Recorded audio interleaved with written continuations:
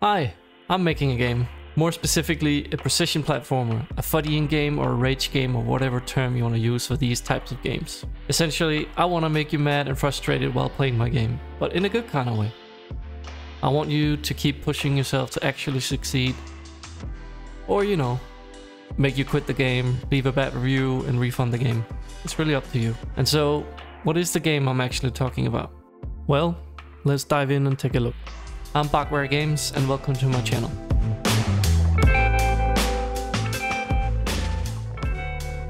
To give you the quick elevator pitch, my game is, as I said, a precision platformer, and more specifically a physics-based precision platformer, heavily inspired by games such as Jump King, Pogo Stock and Getting Over It by Foddian.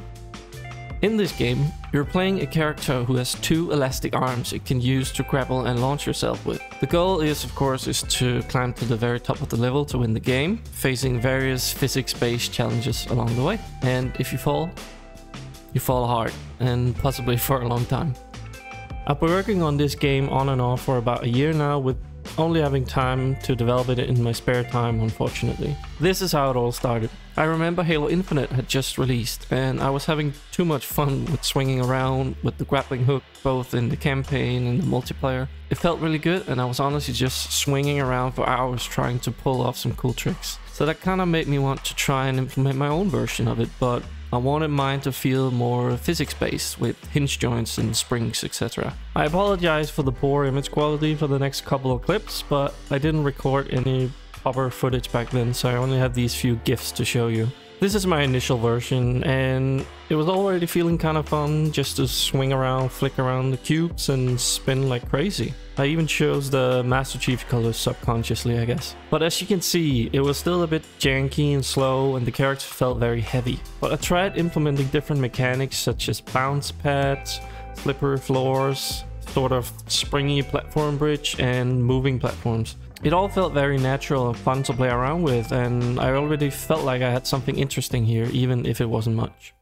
At this point, I was tired of looking at Unity squares and simple colors, so I tried adding some Kenny assets, which I highly recommend if you're not familiar, so please go check them out. I'll leave a link in the description. It's perfect for this kind of prototype phase to add a little bit of charm to a game, and it actually helps with the motivation as well, since it can get pretty boring to look at the programmer art stuff for too long. I also tried making a few prototype/demo levels to test out on my friends and co-workers. I managed to get my roommate so engaged in one of the levels that he refused to quit before he beat the level. And some of my co-workers were also showing a great interest and seemed hooked on the gameplay, even though it was difficult. I purposely made the demo levels a bit more challenging than what a beginning player would try for the first time, just to see if they could handle it. It took most players a few minutes to get used to the controls and a little bit longer to learn the mechanics well enough to pull off some tricks. But in the end, people seemed to enjoy it overall. So that was kind of me discovering properly that I felt I had some good gameplay here that was worth pursuing.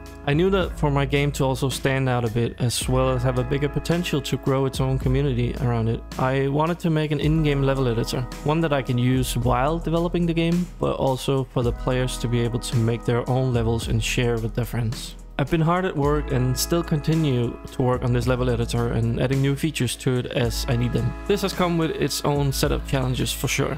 It's not an easy process to both make the game that you're still not fully sure how it's going to turn out, while also adding and maintaining a level editor for a game that's actively being worked on at the same time. That's also why all the UI and UX is very, very temporary and not fully planned out yet. Eventually I'll sit down and actually try and mock up some design for the interface and how it could work. But in order to do that, I need to experiment a bit more with my game and figure out what kind of mechanics and features that I still need to implement, because currently there's not much besides a character controller and some different types of basic tiles. Fast forward to today, and I'm at a few different crossroads. The first and very obvious one, if you hadn't already noticed, is the art style. I'm having a lot of trouble finding the art style that I want for the game, all the art you've seen in the video are temporary graphics. I have a few key points I want to hit regarding my style. First one being, the world must be built up of tiles. This is simply because of how my level editor is made. I can talk more about how I made the level editor if you're interested in that, let me know in the comments. But essentially it's built on top of the Unity tile map system, which obviously then restricts it in that sense. But I don't see it as a restriction, but more of a stylistic choice, as well as a lot of performance benefits too, since the Unity tile map has a pretty decent performance. The second one is the style must be weird and eye-catching.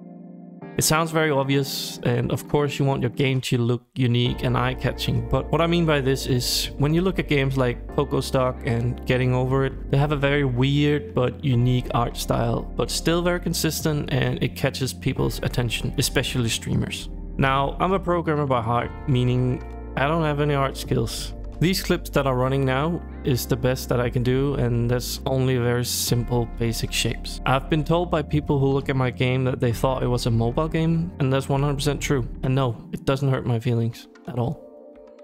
So I need to figure out how to deal with it.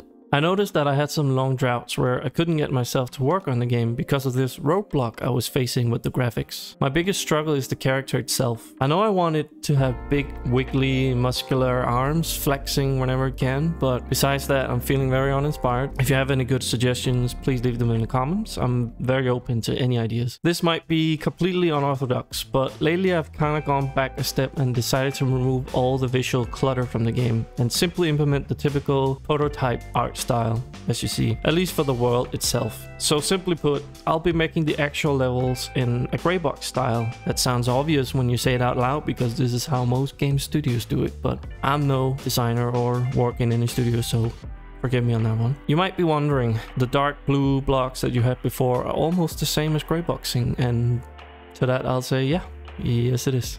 It might seem silly, but to me it helps to just cut all the fat away and focus on what's important, and in this case it's the level design itself, not the look of the levels. Speaking of, I've been planning out most of the different areas for the game so that I know where it begins and where it ends. This will most definitely change as I keep working on the game, and I will show you more of that process in the coming months. But with that said, I think it's time to wrap up this first devlog for my game. By the way, I don't have an official name. Currently the project name is Grappling Man, which I already hate, but don't worry, it'll come as many other things. Now there's not much else to say, but thank you for watching if you made it this far, and remember to subscribe and hit the bell. Take care.